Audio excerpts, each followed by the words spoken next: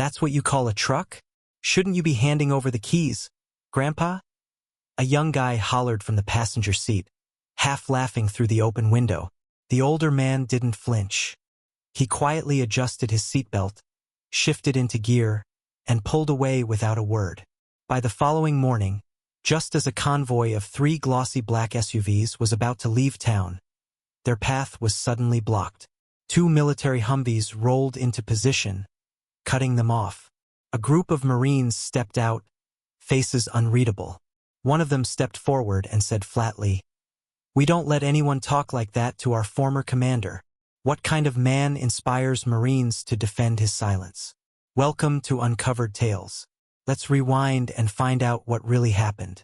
Edward Blake's hands, weathered and strong, gripped the steering wheel of his old 1984 Ford pickup with the steady ease of a man who'd been behind the wheel longer than most had been alive. He was 71 now. His knees weren't what they used to be, and his back sometimes reminded him of the years, but his mind was sharp as ever. The truck had seen better days. Its silver paint had faded to a dull matte, patches of rust clung to the edges, and the engine had a signature knock that came and went. But for Edward, it wasn't just a vehicle. It was a loyal companion, one that had stuck with him for nearly 30 years. After a long career in the U.S. Marine Corps as a logistics specialist, Edward didn't go searching for glory. Instead, he slipped into civilian life quietly, carrying with him the same sense of discipline and self-reliance that had defined his years in uniform. He lived alone in a simple mobile home on the edge of Riverdale, a small town where folks didn't ask too many questions. To most, he was just the delivery guy. Dependable, punctual, no nonsense. Edward got by hauling packages for a regional courier service and lending a hand fixing engines for neighbors who couldn't afford a mechanic. He never asked for favors. He never expected thanks. Every day, without fail, he woke up at 5. No alarm clock needed. Blankets folded with military precision. Tools in order. Thermos filled. The day would begin the same way it had for years. People often joked you could set your watch by Edward Blake's routine. That Tuesday evening, he was in the middle of a long delivery route that called for an overnight stop. As twilight settled in, he pulled into Hillside Gas and Market, a small roadside stop just off I-40, not far from Carson Springs. His truck was running low on fuel and his back needed a break from the long haul. As he pulled up to the pumps, he couldn't help but notice 3 spotless black SUVs parked nearby. The headlights gleamed and the polished bodies reflected the overhead lights like mirrors. A group of young men in high-end outdoor gear lounged casually around them, laughing loudly and sipping from open six-packs. Weekend thrill seekers, Edward thought to himself as he shut off the engine. After filling up the tank, he moved slowly toward the store to pay. His steps were stiff. Years of hard work had taken a toll. As he passed by the group, one of the guys, probably mid-20s, wearing designer fleece and sunglasses despite the fading light, nudged his buddy. "Holy hell, check out that rust bucket," the guy said, not bothering to lower his voice. "That thing even road legal? Looks like it belongs in a junkyard." The others burst out laughing, feeding off each other's arrogance and beer buzz. Another walked by Edward's truck and rapped his knuckles against the door. "Hey, Grandpa. Retirement not working out? Or are you just planning to drop dead behind the wheel one day?" Inside, the cashier, a teenager with a half-tucked shirt and uncertain eyes, glanced downward as Edward walked in. An older woman waiting in line shook her head subtly but said nothing. The laughter and comments from outside still cut through the thin walls. "That'll be $43.75, the boy mumbled, eyes avoiding Edward's. Without saying a word, Edward pulled out his worn leather wallet, counted the exact change, and handed it over. He nodded politely and headed back outside, his face calm and unreadable. By now, the group was louder, their insults more direct. As Edward reached his truck, they cupped their hands over their ears in mock agony the moment he started the engine. The motor gave its usual double cough before humming into its steady rhythm. Still silent, Edward adjusted his mirrors, clicked his seatbelt into place, and shifted into gear. As he slowly rolled past the group, he cracked the window just slightly. "It's old, yeah," he said, more to himself than anyone else. "But it's carried things you couldn't begin to understand." Then, without another glance, he pulled onto the highway. The taillights of his old Ford faded into the dusk. Behind him, the young men exchanged careless shrugs, already forgetting the encounter. They had no idea that their smug remarks would trigger something far bigger than they ever imagined. Back inside, the young cashier leaned over to the woman at the end of the counter. "That was Edward Blake," he whispered. "My uncle served with him in Afghanistan. Said he was kind of a legend in their unit." Mrs. Harper gave a slow, knowing nod. "Some folks don't get it," she said. "Quiet doesn't mean weak. Sometimes it means a person's seen more than enough and doesn't need to prove anything to anyone. When no one else stands up, conscience does. Want to know what happened next?" As Edward's truck faded into the night, Ben Callahan, the young man behind the counter, couldn't shake the feeling in his gut. He'd grown up hearing his uncle's stories about a transport driver who saved lives during a firefight in Afghanistan. The kind of man who made it home but stayed quiet about what he'd done. Still watching the door, Ben said, "Mrs. Harper, I think those guys need to know who they just disrespected." She shook her head gently. "Not your fight, Ben. If Mr. Blake wanted recognition, he'd have said something. But he didn't." Ben returned to work, but the story kept playing in his head. Through the store windows, he watched the group now seated in the attached diner, reliving the encounter with wild hand gestures and exaggerated impressions. One mimed a hunched old man behind a wheel, another acted like he was dozing off while driving. They laughed like it was nothing. What they couldn't see from that diner booth was the faded military ID card dangling from Edward's rearview mirror or the small Marine Corps emblem tucked neatly on the back window. Quiet reminders of a life lived in service, things too easily missed by the loud and unaware. Meanwhile, a few miles down the road, Edward had checked into the modest Pinewood Motel. As always, he laid out his belongings with military order. Sitting on the edge of the bed, he reached into his wallet and pulled out an old photograph for Marines, arms slung over each other's shoulders, standing in front of a dusty transport truck. His finger hovered over their faces for a long moment. Then, just as he had every night, he slid the photo back in its place and turned off the light. As they neared the first intersection out of town, they were met with an unexpected sight, 2 military Humvees blocking the road completely. Lined up beside them stood 6 Marines, each one straight-backed and still, their uniforms crisp and their expressions unreadable. Kyle instinctively hit the brakes, squinting through the windshield. "What the hell is this?" he muttered, easing the SUV to a stop. The other 2 vehicles rolled up behind him, headlights cutting through the morning haze. From the group of Marines, one officer broke off and walked toward Kyle's window. The name stitched into his uniform read Captain Andrew Callahan. "Morning, gentlemen," the captain greeted them, his voice calm but all business.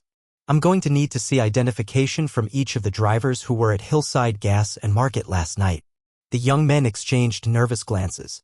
Kyle blinked, then clumsily reached for his wallet. "Wait, what's going on? We didn't do anything." Captain Callahan's tone didn't shift an inch. "IDs, please?" The Marines behind him remained perfectly still, their eyes trained forward, their silence more commanding than words. By now, a small crowd had begun to form. Locals who noticed the blockade started to gather, curious. A few travelers caught in the detour stepped out of their cars, watching as the situation unfolded. As Kyle handed over his license, a young girl darted out of the crowd. "That's about Mr. Blake," she shouted. "He's the one who saved those soldiers when they were trapped." Her mother quickly pulled her back, but the words had already spread like sparks. A quiet murmur moved through the onlookers. More people began stepping out of nearby shops and homes. Captain Callahan gave each ID a careful look, then turned back to face the 3 young men who now sat stiffly in their seats. "Last night, the 3 of you encountered a man driving a 1984 Ford pickup at that gas station," he began, voice firm but measured. "During that interaction, you mocked him, ridiculed him based solely on his age and the condition of his vehicle." Kyle shifted uncomfortably in his seat, struggling to hold the captain's gaze. "We were just messing around," he muttered. "Didn't mean any real harm?" But the captain's expression didn't soften. "That man is Edward Blake," he said. "Retired Staff Sergeant, United States Marine Corps. Recipient of the Bronze Star with Combat V4 Valor." He paused, letting the words settle like weight on the air. The men's expressions changed, from uncertainty to unease. In 2004, while serving in Kandahar Province, Afghanistan, Callahan continued, Sergeant Blake was behind the wheel of a supply truck when his convoy came under ambush.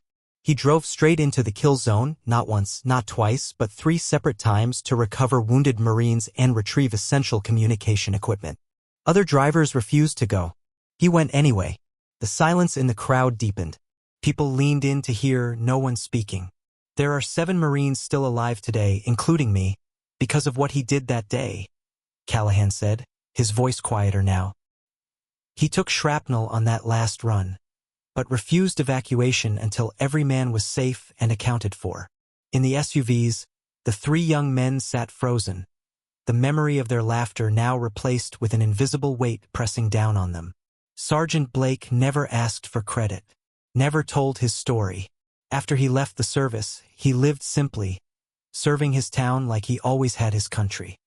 He's never once used his status for any kind of special treatment. The captain stood a bit straighter. And I'm not standing here today in any official capacity. My men and I came as Marines. Because when someone disrespects one of our own, especially a man like him, we don't just look the other way. And then, as if the timing had been scripted, the growl of an old engine echoed from down the road. A weathered 1984 Ford pickup slowly approached from the opposite direction, its familiar silver body catching the morning light. Someone in the crowd pointed. "That's him, that's Edward Blake." The truck rolled to a stop.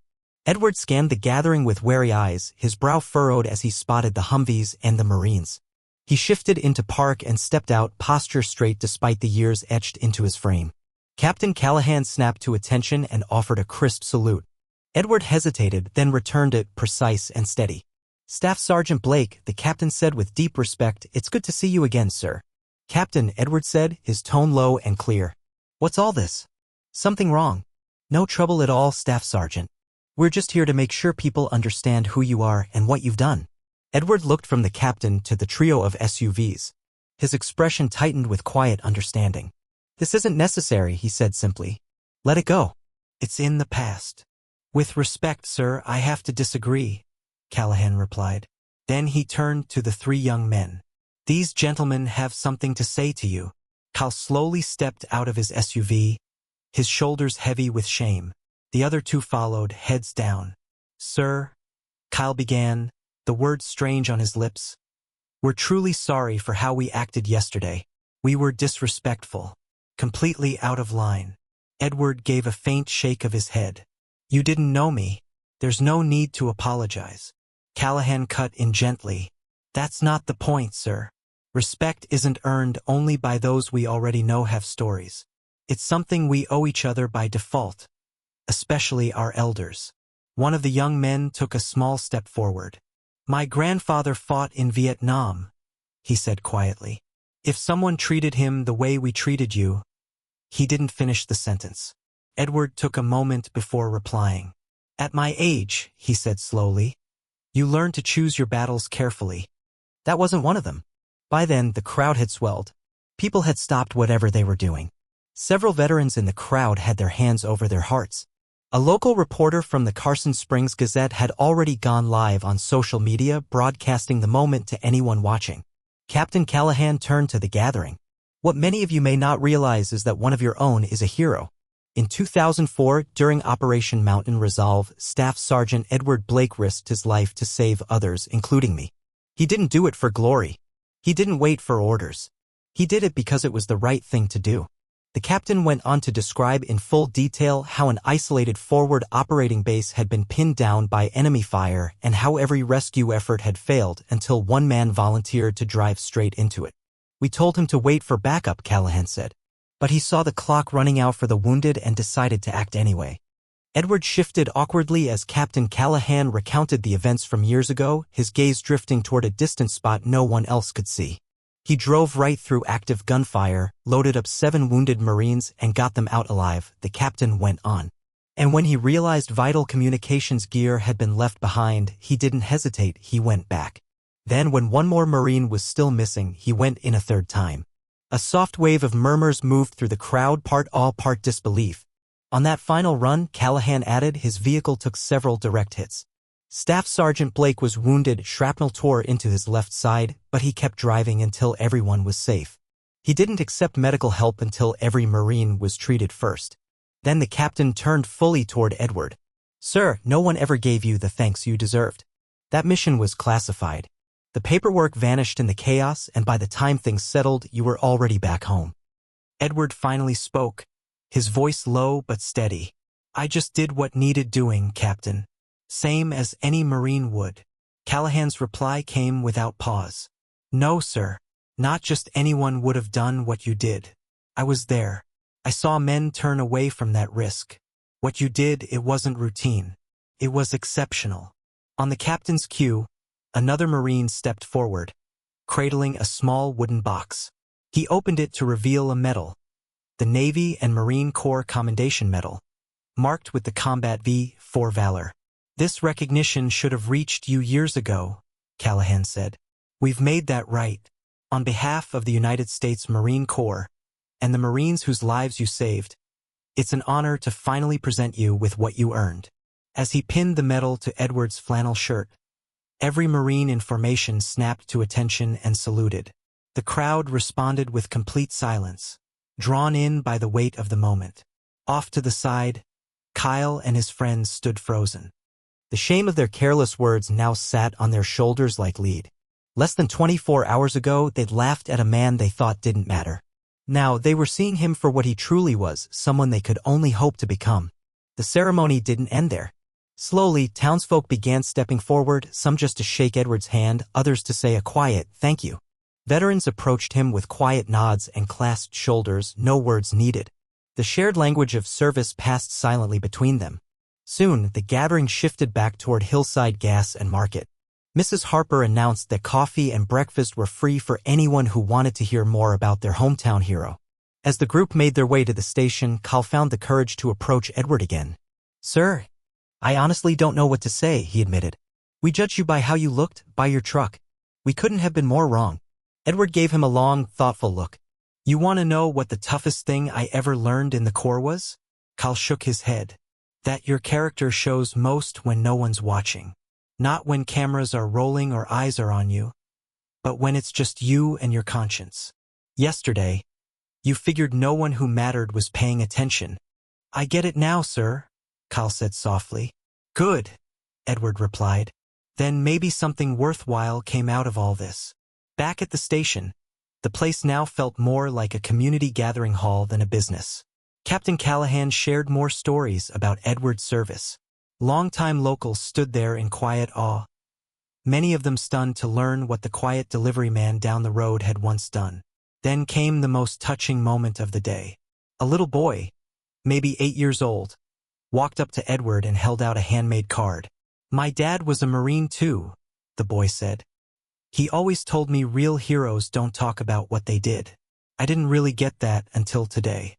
Edward accepted the card with the same reverence he'd shown when receiving the medal. "Your dad sounds like a wise man," he said gently. "Make sure you hold on to what he taught you." By mid-afternoon, what had started as a confrontation had evolved into something far bigger, a celebration of humility, service, and quiet strength. Word had already spread beyond town limits, carried by phones and live streams. On social media, the hashtag #RespectTheQuietOnes began trending across the region. Veterans organizations announced that a formal recognition ceremony was in the works.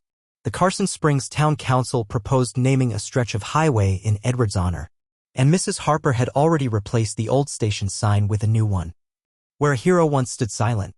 As for Edward, he accepted every bit of recognition with quiet grace. When finally asked to speak after persistent requests, he kept it short. "I appreciate all this, truly, but I never did any of it for attention. I'm just one of many who served when the time came. Some of us got noticed. Many didn't. But it's not the medal that makes the Marine, it's the willingness to step up when it counts." He looked out over the people gathered, faces new and familiar. "If you want to honor me, do it by remembering that what matters most isn't how someone looks, or what they drive, or whether they make noise about who they are. It's what they choose to do when faced with what's right and what's easy." As the crowd slowly dispersed, Kyle and his friends prepared to leave, changed in ways they couldn't quite put into words. Before getting into the SUV, Kyle approached Captain Callahan. "Sir, how did you even know what happened? How'd you find us?" Callahan smiled slightly and nodded toward Ben, the young attendant standing quietly near the station doors. "That's my nephew. He saw how you treated Staff Sergeant Blake and gave me a call. I was planning to visit this weekend anyway, but after that, I came early and brought company." Kyle looked over at Ben and then back at the captain. "I'm glad you did. We needed this." "We all do sometimes," Callahan replied. "The question is, do we learn from it? Have you ever seen someone laughed at only for the truth to turn the room? If you believe in quiet strength, comment with one word: honor." In the weeks that followed, life in Carson Springs eased back into its usual rhythm, though something subtle had shifted. Edward still drove that beat-up old Ford, still delivered packages, still helped fix a neighbor's engine without asking for payment. But now, when he pulled into town for gas or coffee, people stood a little straighter. They made room. They nodded. "Thank you for your service," they'd say. He never looked for those gestures. He never expected them. But he accepted them with grace and kept doing what he'd always done. His habits didn't change. Up by 5. Truck spotless. Tools organized. Helping others quietly and consistently. Recognition hadn't changed how he saw himself or how he saw the world. Hillside Gas and Market became a minor landmark. Inside, a framed photo of Edward in his marine dress blues now hung above the counter with the plain caption, "Where a hero once stood silent." Visitors came by occasionally, folks who had seen the story online or through veteran circles. They'd ask about him, hoping to catch a glimpse of the man who never asked for attention but quietly earned it. The town even updated its welcome sign to read, "Home of Edward Blake, Veteran and Honor." Edward had politely resisted the idea until the mayor told him, "It's not just about you. It's about what you stand for." As for Ben Callahan, the young gas station clerk who started it all, he enlisted in the Marines a few months later. Before shipping off to boot camp, he wrote an article for the local paper.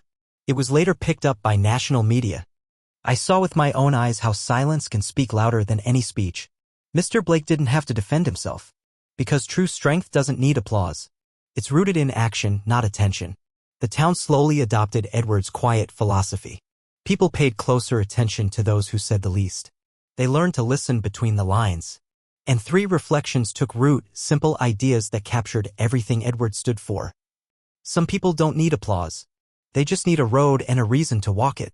Honor doesn't need to shine on your chest, it shows in how you act when no one's looking.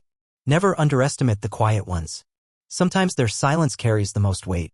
The truest tribute wasn't the highway sign, or the medal, or the hashtags. It was the way the town changed. Because sometimes the right story doesn't just get heard, it helps people see the world differently. Justice may come late, but it always shows up. So keep doing what's right, even when no one's watching. What moment made you stand tall when the world turned away? Share it. Subscribe to Uncovered Tales if you believe that truth, honor, and quiet courage still matter. You gave it meaning. Thank you.